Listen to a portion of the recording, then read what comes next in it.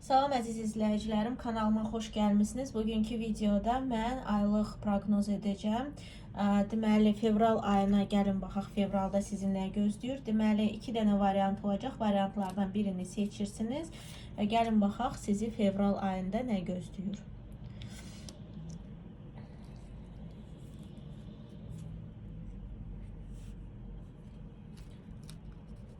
Bu birinci, bu da ikinci olsun. Deməli, variantlardan birini seçirsiniz. 1, 2.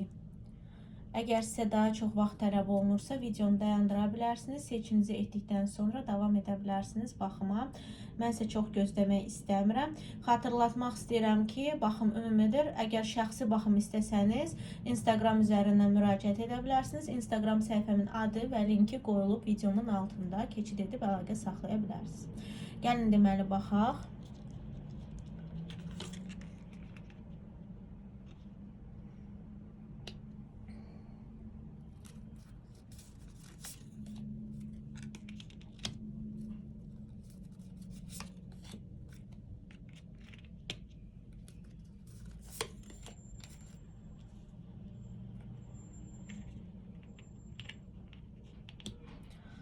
Deməli, burada sizdə fevral ayında sevindirici, gözəl hadisələr baş verə bilər. Yəni, sizin gözlədiyiniz hər hansı bir hadisə ilə bağlı bir sevinciniz ola bilər və hər hansı bir, deməli, uşaq məsələləri varsa, misal üçün, uşaq gözləntiləriniz ya da evladlarınız varsa ya da sizdən kiçik olan qardaş bacılarınız varsa, onlarla bağlı məsələlərdə ani sevinç yaşaya bilərsiniz. Amma burada deməli sevincdən savayı sizin özünüzdə də belə uşaq sevinci, yəni haçan ki biz uşaq kimi sevinirik və içimiz dolub daşır sevincdən. Yalnızca diqqətli olmağınız gərəkən situasiyalar var. Burada deməli ani hansısa görmədiyiniz çıxış yolunu, yəni görmürsünüz deyə ya da hər hansı bir hərəkəti görmürsünüz deyə sizə olunan hərəkəti görməzdən gəlirsiniz ya da görmürsünüz. Həmçinin bu təkliflərə də aid ola bilər. Çünki siz deməli bu ümumi baxımdır. Hər hansı bir təklif ya da hərəkət varsa görməzdən gəldiyiniz, istəmədiyiniz, yəni görmək istəmədiyiniz, burada bununla bağlı sizin konfliktləriniz və məyusluqlarınız baş verə bilər. Yəni, misal üçün sizə hər hansı bir şey təklif olunur, siz onu deməli qəbul etmirsiniz, başqa yol istəyirsiniz ya da başqa bir təklif istəyirsiniz, sizi qane etmir və başqa yolu seçərək ya da başqa bir şeyi seçərək, yəni sizə təklif olunanı seçmədiyinizə görə, həmçinin də sizə verilən şansları görmədiyinizə görə, amma burada daha çox bilikli bir şəkildə görməməzlik var. Yəni, haçan ki biz görmək istəmirik.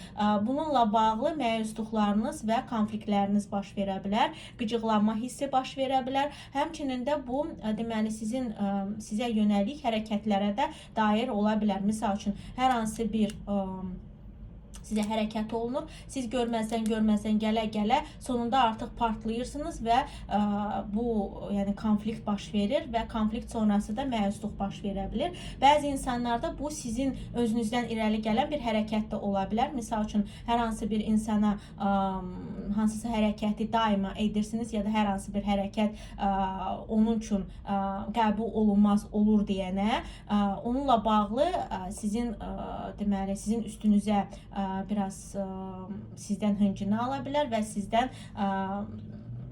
hesab sora bilər ki, niyə belə elədin, niyə bu hərəkəti elədin, yəni belə bir şey baş verə bilər.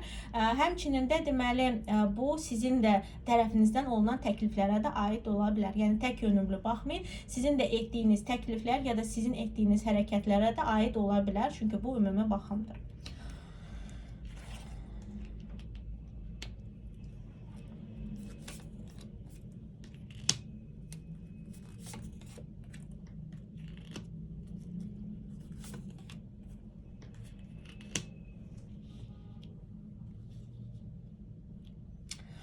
Deməli, burada sizin ümumiyyətcə ay boyu diqqət etməli olduğunuz bürcləri də sadalayacağam.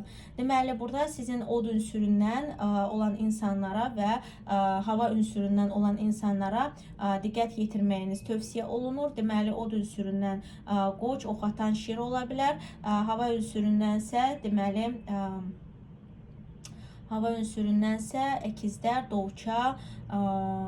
əkizlər, doğuça, tərəzi ola bilər. Deməli, bu insanların sizin həyatınıza, deməli, necə deyərlər, həm köməyi dəyə bilər sizə, həm də ki, elə bir şey verə bilər sizə bu insanlar, hansı ki sizə çox faydalı olacaq və həmçinin də bu insanlarla iş görmək çox faydalı olacaq sizin üçün. Deməli, bu sizin öz ünsürünüzdən olan insanlar da ola bilər. Yəni, sadaladığım ünsürlərdən biri sizə də aid ola bilər. Həmçinin də çox diqqətli olmağınız gərəkən bürclərdən biri ox atan daha güclü olacaq. Od ünsüründən sadaladığım ox atan daha güclü olacaq. Və həmçinin burada deməli, aya başlayarkən və ümumiyyətcə ayın deməli, necə deyərlər, ürəyinizdə qalığı kimi olan bir şey olacaq. O da ki, sizin hər hansı bir özünüzə qoyduğunuz divarlar, yəni misal üçün özünüzü hansısa bir çıxılmaz bir vəziyyətə qoyursunuz, hansından ki çıxış yolu var, amma siz o çıxış yoluna doğru getmək istəmirsiniz. Misal üçün elə insanlar olur ki, balaca bir addım atsa çıxacaq olduğu depressiyadan ya da olduğu bir vəziyyətdən, amma o addıma ya gücü çatmır, ya da artıq bitkinlik gəlir, ya da istəksizlik gəlir. Yəni nə dəyişəcək ki, nə olacaq ki, yəni fərqi nədir bunun? Yəni buradan irəli gələn bir depressiya ola bilər, ya da ki tükənmişlik sindromu ola bilər ki, haçan ki tükənirsiniz, heç nə etmək istəmirsiniz və necə var, elə də qoymaq istəyirsiniz, amma bu səhv olacaq. Sizin deməli fevral ayında daha çox iş görməyiniz, daha çox da qrup işləri ola bilər. Başqa insanla şərik olmaq, başqa insanın köməyini almaq, başqa insana kömək üçün müraciət etmək vacib olacaq və bu da aktual bir tema olacaq. Yəni belə insanlara sizin köməyiniz düşə bilər. Sadaladığım